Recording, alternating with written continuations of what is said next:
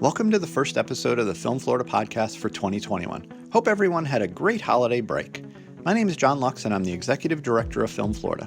Thanks for downloading this episode of the podcast. Today, our guest is Republican State Representative Vance Aloupis from Miami-Dade County. Representative Aloupis was born in Maine, but is a graduate of the University of Miami.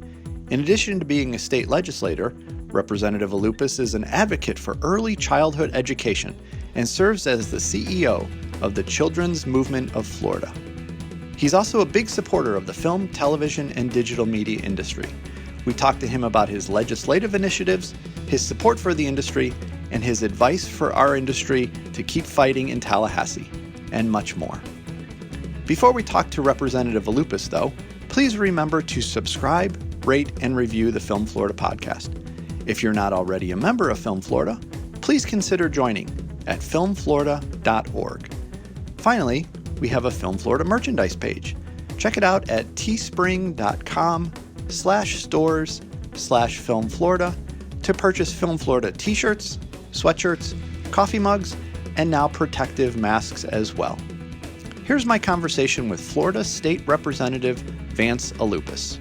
Thanks for joining us on the podcast today, Representative. Thanks, John. Thanks for having me. So I usually start with the origin story of our guests. So help our audience get to know you a little bit. I was born in a small town called Bangor, Maine, about 2,000 miles north of here. I actually moved to South Florida in 1992, a week before Hurricane Andrew. So wow. Exciting time to move to South Florida. I'm a part of a large family, so I've got 7 sisters and 1 brother. And the reason my family moved south was because my sister and I had serious health issues, and one of the contributing factors was the climate in the Northeast and how vicious the winters were. So my family in the early 90s decided to move everybody down south to the tropical climate in hopes of helping their 2 little sick kids. And we've never really looked back. Went to high school in Broward County, went to the University of Miami for undergrad, graduated in 2005, went to law school, graduated in 2008 at the University of Miami. And fell in love with this community and have lived here ever since. And for those of you that don't know, being a state legislator in Florida is technically a part-time job. So outside the Florida legislature, you're the CEO of the Children's Movement of Florida. Tell us what that is. Yeah, first of all, I think it's funny that we call it a part-time job. Yeah. But my full-time job, my real job is I am the CEO of an organization, as you say, called the Children's Movement of Florida. Sort of my professional track. So I graduated from law school in 2008, practiced law for a couple of years. To all the lawyers out there, God bless you. It was not the profession for me. And after about 2 years, I just had this epiphany that practicing law was not filling my soul. And I remember going back and talking to my wife and saying, I need to be doing something different. And the stars, kind of aligned for me. And I had the chance to join this startup nonprofit that was really focused on trying to elevate the conversation around early childhood education across the state. They offered me a contracted position. It was not a full-time position. I didn't have health care or anything. It was just, said, we'll give you 3 months to work with us. And, after that, we can't guarantee anything else. And had a long conversation with my wife. We didn't have any kids at the time. And I said, I really want to try this. And she said, go for it. And, long story short, that was more than 10 years ago. And I'm now the CEO of that organization. So, I've spent the last decade of my life traveling, not just across Florida, but across the country, trying to elevate the conversation around early childhood education and why it's so critical to the future of our state and who we are as a people. And, we've seen remarkable progress in that conversation. But again, my path to the legislature was really driven by, I felt the lack of attention that was being given to issues pertaining to young children. And so speaking of that path, you were first elected in 2018 to the Florida House and then reelected again just recently in 2020. What specifically made you run for state legislature? Yeah, so John, I was just like you. I used to go to Tallahassee every single year, multiple times. I would go and I would talk to legislators. I would try and get meetings just to advocate for these issues that I cared about, that I thought were so critical and were not getting the attention that they deserve.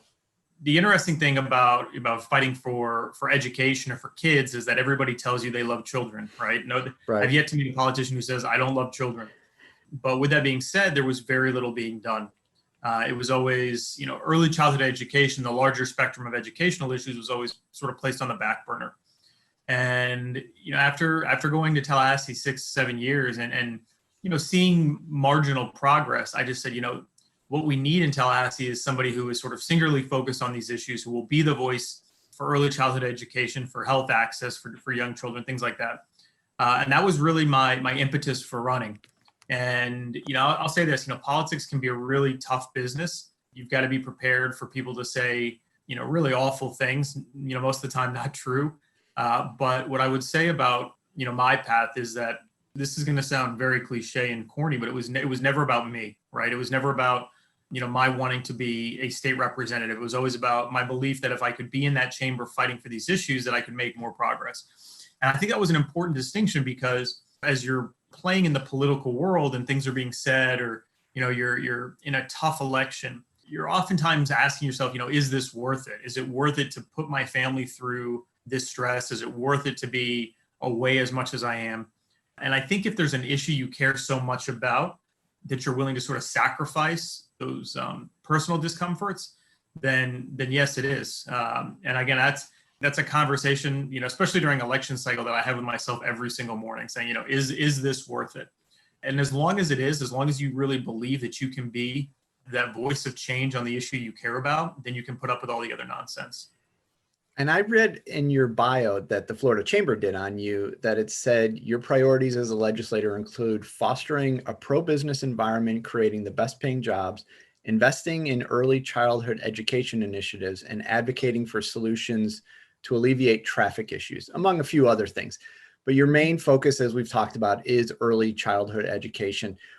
Why is that so important to you? Why is that your kind of, as you mentioned, like kind of single goal? Where did that come from?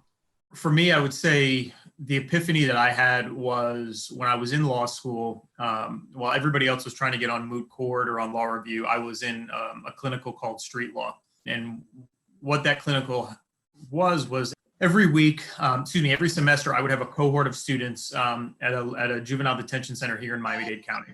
And I would go every single week, and I would have my group of 18 or 20 young men who were incarcerated for some offense. And my responsibility was to help them understand their basic fundamental rights as Americans. How the judicial system was supposed to work. What they were entitled to as citizens of this country. And I just remember having this moment with one of my students, realizing that he's 17 years old, he's already incarcerated, and I'm doing everything I can to help him never be in this situation again, right? That my hope for him was that he would complete his term at this facility and he would go out and would never have to be re-engaged in the criminal justice system. And while I'm optimistic that my efforts were fruitful, I realized that the smarter thing I could be doing was trying to help these young men never be in this situation in the first place. And it's extremely complicated. And there's a lot of variables that play into a young man or young woman being in a juvenile detention center at the age of 15 or 16. But I just realized that, the earlier you can start in a child's life, the more impact you can have. And I think, for a state like Florida, interestingly enough, that has had remarkable progress in education reform, right? People, if you were to ask most people, how does Florida's education system perform compared to other states? They would say, it's probably pretty average. Well, the reality is Florida's education system is actually in the top 3 in the country in terms of K-12 achievement. We actually do exceptionally well compared to other states. And what's most fascinating is that Florida has made remarkable progress in the last 20 years in those metrics, right? So if you were to look at Florida 20 years ago, Florida would have been in the bottom quintile of student performance. Now we're in the top quintile. So, we've made a lot of progress. But with that being said, most recent, what they call kindergarten readiness scores, which is a screener to determine whether or not a student's ready for kindergarten. In Florida, you're having on average about 40 to 45% of all students coming into the K-12 system, quote, not ready to be there. And, my wife was a former kindergarten teacher. I just always have felt that we should not be focused on remediation.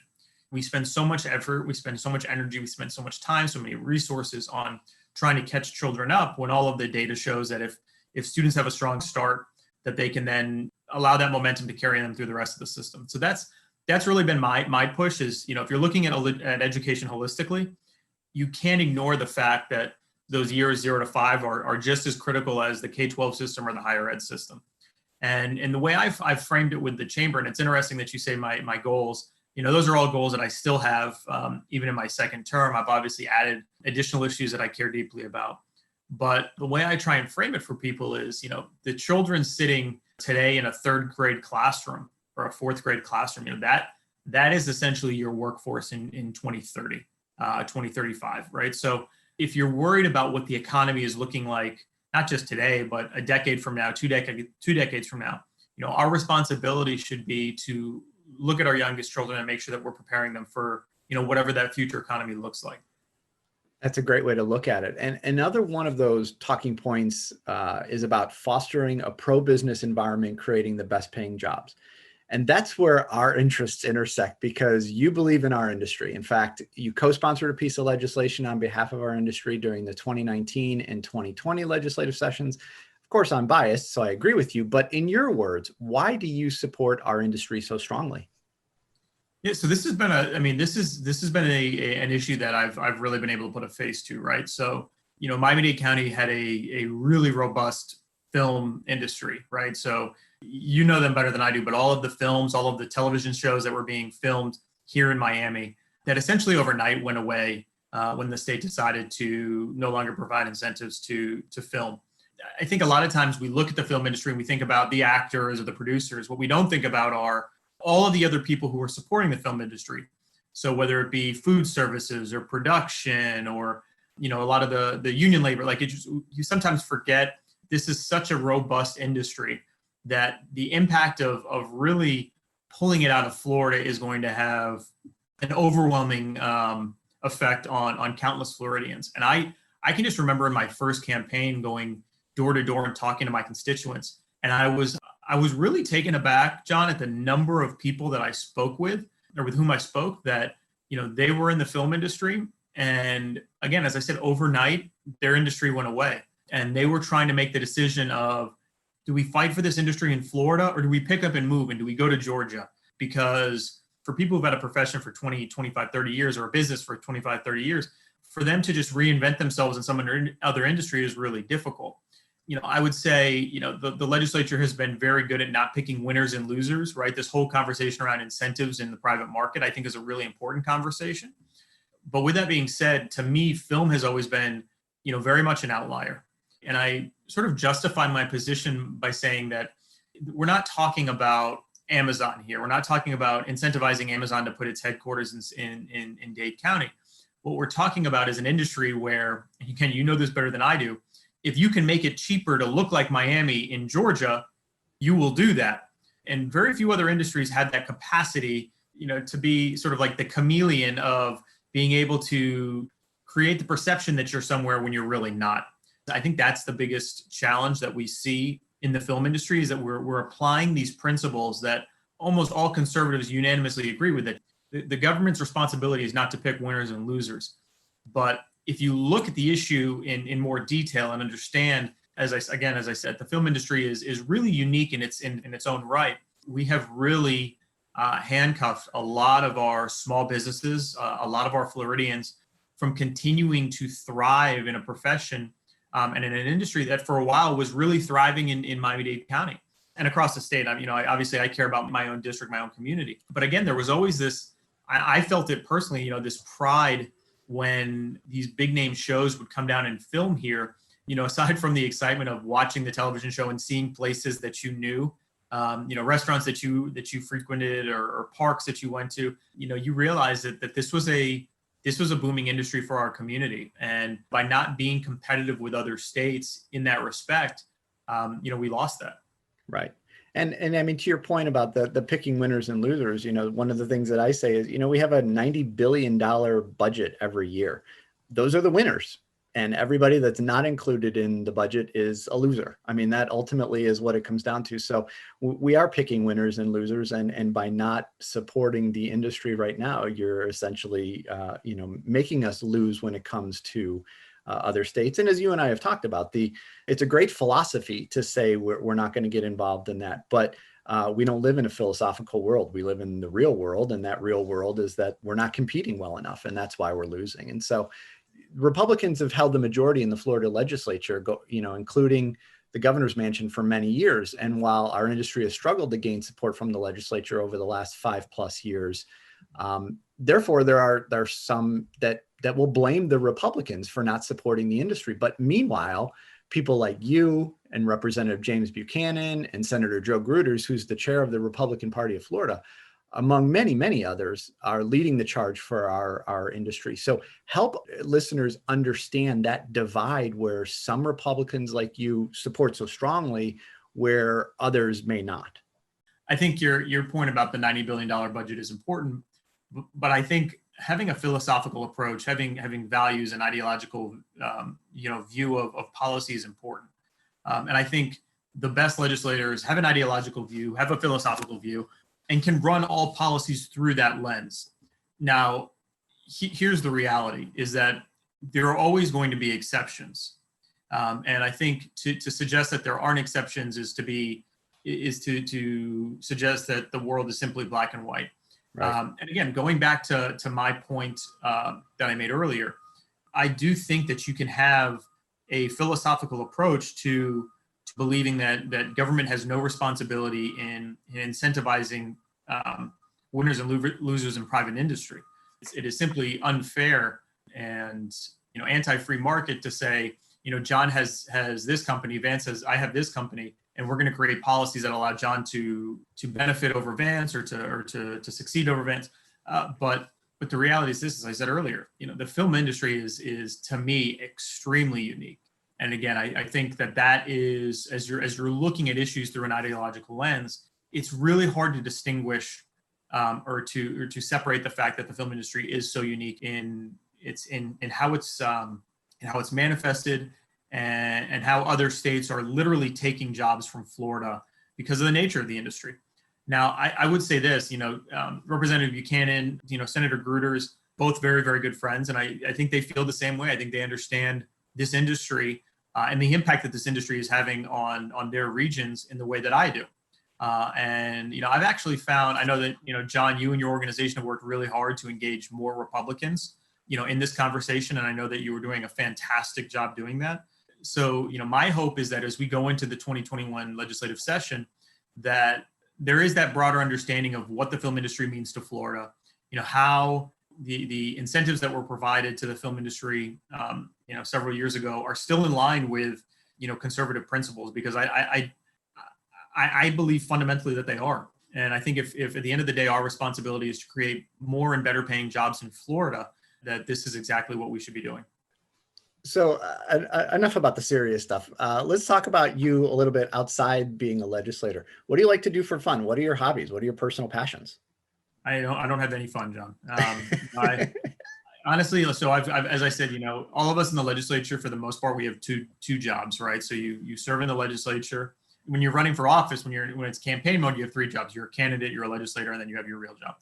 But no, right now, I obviously, my legislative work is very significant, but I also run a statewide education nonprofit. So I would like to have more free time, but a lot of my time is just spent, doing the work that I need to do to drive the issues that I care about. As you probably know, I have 3 young daughters, 9, 7, and 2. So a lot of if I do have free time, all of it is spent with them. And that's important to me, right? Because as I said early on, that question you have to ask yourself every day, which is it worth it? For those of us in the legislature with young children, you're away from your family a lot. And for the most part, your spouse ends up taking on the responsibility of single parent, helping to raise your children while you're gone. So, to me, again, you always have to sort of keep some perspective of is what I'm doing and my ability to be effective aligned with, the sacrifices that I'm making at home, right? The fact that my 2-year-old doesn't have her dad there to read to her every night to go to bed.